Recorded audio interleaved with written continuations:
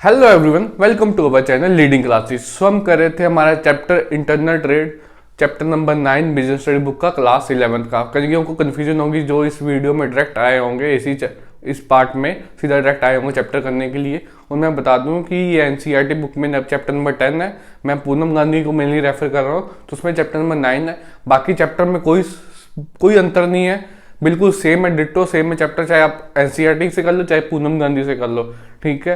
तो बाकी उसमें एक आधे चैप्टर का फर्क था, इसलिए आगे पीछे चैप्टर दिए हुए हैं, बाकी नहीं तो कोई फर्क नहीं है। आप इसमें से भी कर सकते हो, कर सकते हो, मतलब कर लो, सेम ही चैप्टर है, ठीक है।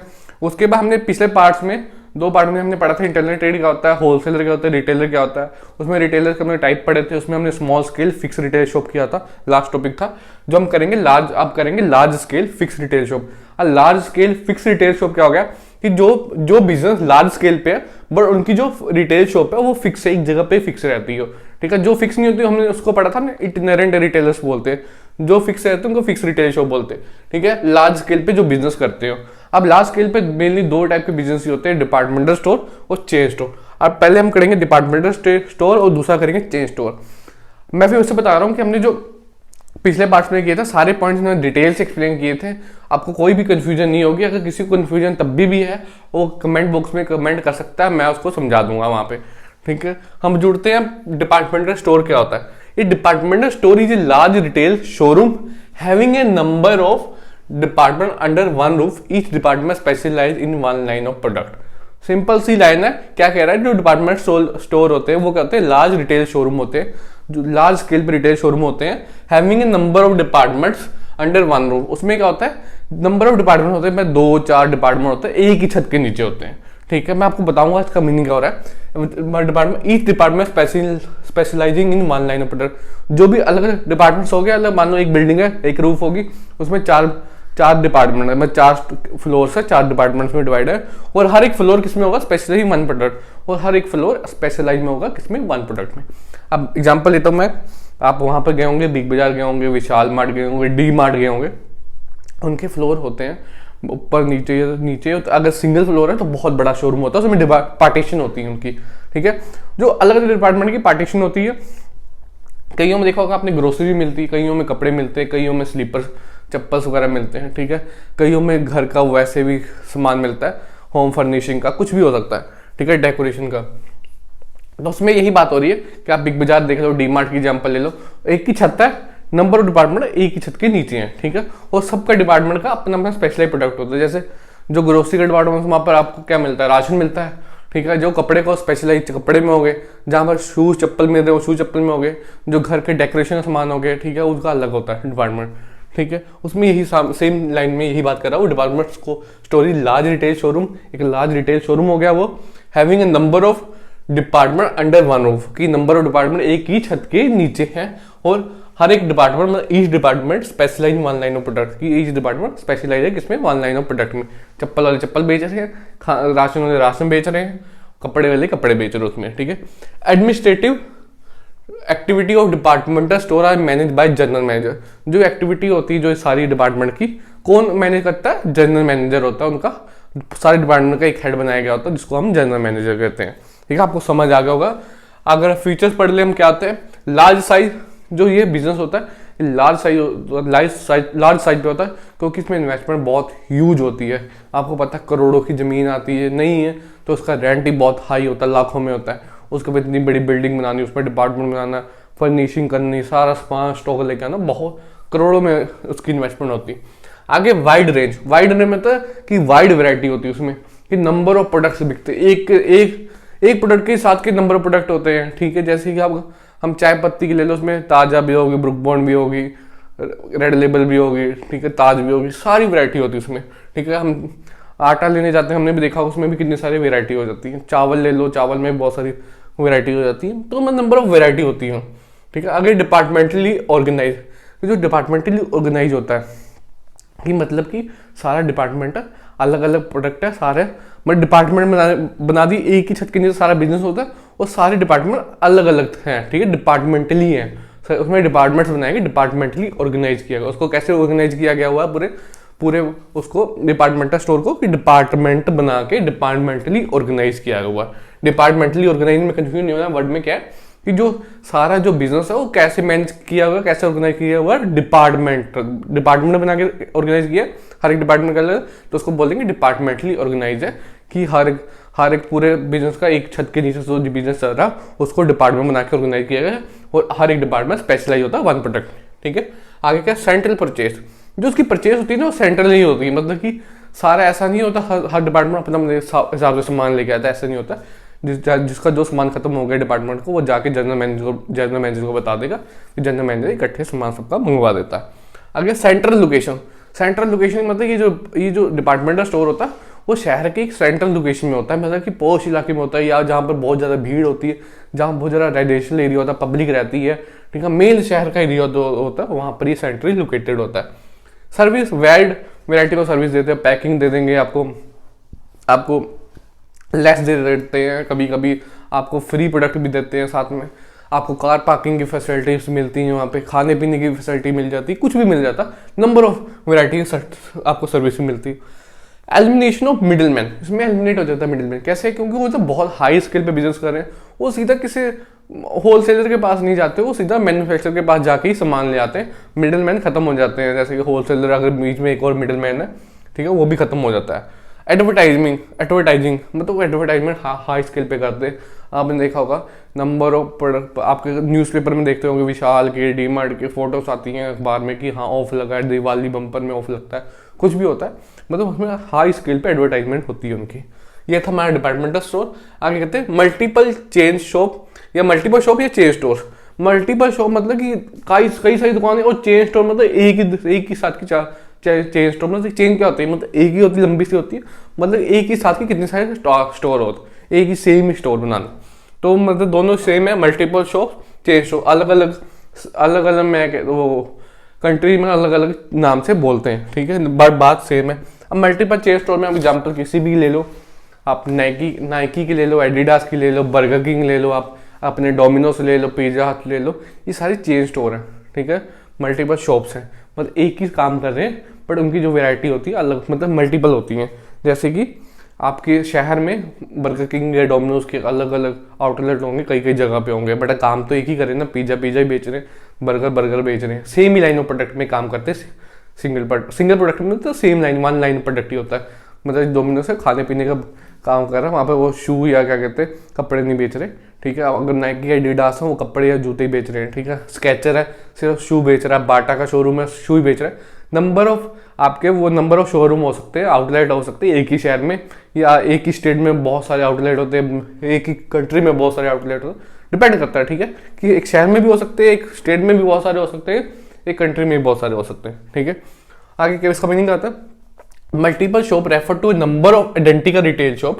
आइडेंटिकल मतलब कि same retail shop located in different part of the city. Multiple shop क्या होता है कि शॉप रेफर क्या कहता है कि नंबर ऑफ सेम, मतलब कि एक ही तरह की सेम शॉप्स, रिटेल शॉप्स, मतलब same located in different part of the city की सेम तरह की shop different part of the city में लोकेटेड करती है, मतलब एक ही शहर में डिफरेंट सेम ही टाइप की शॉप लोकेट होती हैं, मतलब होती हैं, ठीक है। आगे क्या है, the shops are owned and controlled by single organisation, ठीक है। क्या होता है कि जो शॉप होती है एक सिंगल ऑर्गेनाइजेशन ही हैंडल करता है, जैसे डोमिनोज का होगा पीछे से हेडक्वार्टर से ही इनकी कंट्रोल होती है। चाहे फ्रेंचाइजी आपने देखा होगा, सुना होगा, लंबी बात होगी कि फ्रेंचाइजी किसी को ने लियो, बट उसकी बात छोड़ दो। अगर वैसे जो ये इनकी कंट्रोल होता है ना, वो हेड ऑफिस से ही होता है इनका कंट्रोल सारा।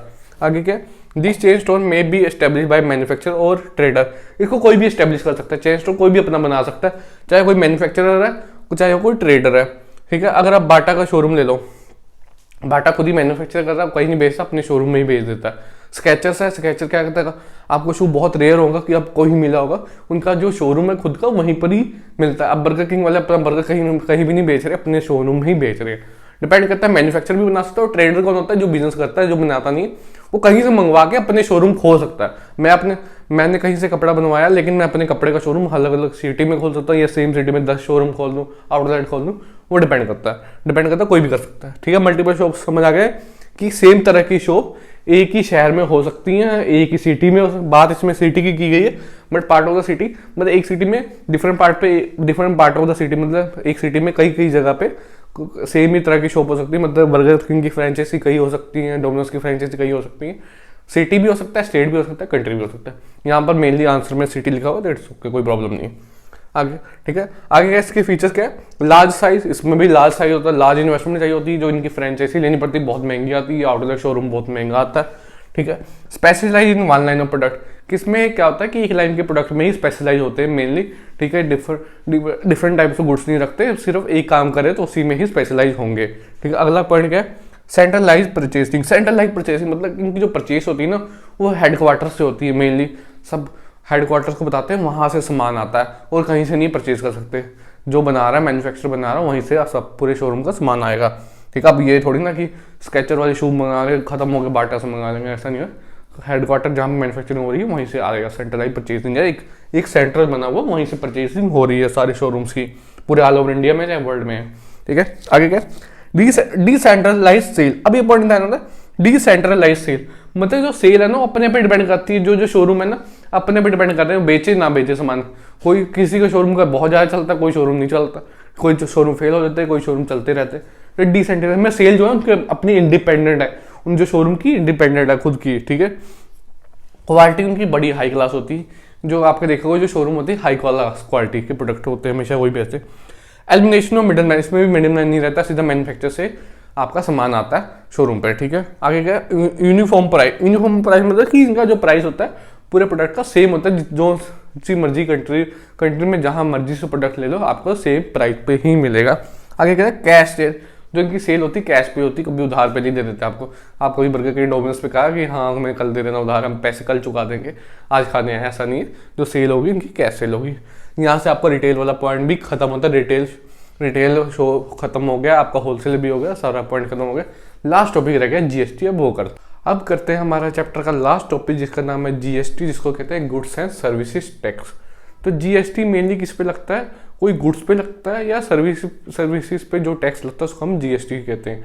पहले क्या होता था, पहले के टाइम पे 2017 से पहले ये जो टैक्स था वो मेनली काफ़ी इनडायरेक्ट टैक्स भी लगते थे गुड्स पे। आप वैट ले लो, क्या कहते हैं सर्विस टैक्स ले लो, स्वच्छ भारत अभियान टैक्स भी होता था पहले, इनडायरेक्ट टैक्स बहुत होते थे। फिर उन्होंने क्या किया, सारे मर्ज करके एक टैक्स बना दिया जिसको हम कहते हैं जीएसटी, ठीक है। डायरेक्ट टैक्स और इनडायरेक्ट टैक्स को सारा मिला के एक टैक्स लगता है जीएसटी। तो इसको याद कर लेना, ज़्यादा मेन टॉपिक नहीं है बट आपको जनरली नॉलेज होनी चाहिए। इसकी डेट याद होनी चाहिए आपको, उसके फीचर्स क्या है और इसका मीनिंग क्या है। सिंपल सा है, आप पढ़ देंगे आपको याद हो जाएगा। क्या जीएसटी क्या होता है, GST was introduce in India will effect from जुलाई 2017, कि जुलाई 2017 से ही इंट्रोड्यूस हुआ था जीएसटी। आगे क्या, under the earlier taxation system, जो पहले के टैक्सेशन सिस्टम होता है जैसे जो पहले टैक्स लगते थे उसमें क्या होता था, for indirect taxes various type of tax were levied such as service tax, VAT, excise duty etcetera. कि पहले में जो इनडायरेक्ट टैक्स होते थे वेरियस टाइप के टैक्स लगते थे, जैसे कि सर्विस टैक्स लग जाता था, वैट वैल्यू एडिड टैक्स होता था, एक्साइज ड्यूटी लगता था और डायरेक्ट टैक्सेस अलग लगते थे। तो ये सारे इतने इनडायरेक्ट टैक्स भी लगते थे, डायरेक्ट टैक्स भी लगते थे। आगे क्या, GST merge this tax into one. GST ने क्या किया कि सब टैक्सेस को मिला के एक टैक्स बना दिया जिसको हम कहते हैं जीएसटी, ठीक है। आपको समझ आ गया होगा कि ये जीएसटी एक सब सारे टैक्स को मिला के एक टैक्स को बना है। अब एक ही टैक्स लगता है जिसको हम जीएसटी बोलते हैं, ठीक है। इंडिया में GST is tax on supply of goods and services.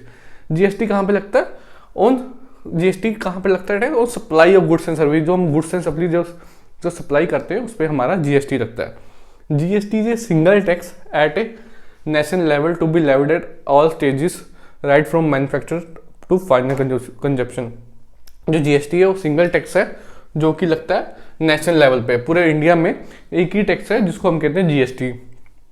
सारे स्टेज पे लगता है from manufacture to final consumption, कि चाहे वो मैन्युफैक्चर हो, चाहे वो रिटेलर हो, चाहे होलसेलर हो, सबको एक ही टैक्स देना पड़ता है जिसको हम कहते हैं जीएसटी, ठीक है। इसके फीचर्स क्या है, एप्लीकेबल इन होल कंट्री, की जो ये जीएसटी है पूरे इंडिया में वर्ल्ड वाइड आपको जीएसटी लगता है, पूरे होल कंट्री में सेम ही है। आगे क्या, applicable on supply of goods and services, किस पे लगता है, गुड्स एंड सर्विसेज पे जो सप्लाई होती है उस पर जीएसटी लगता है।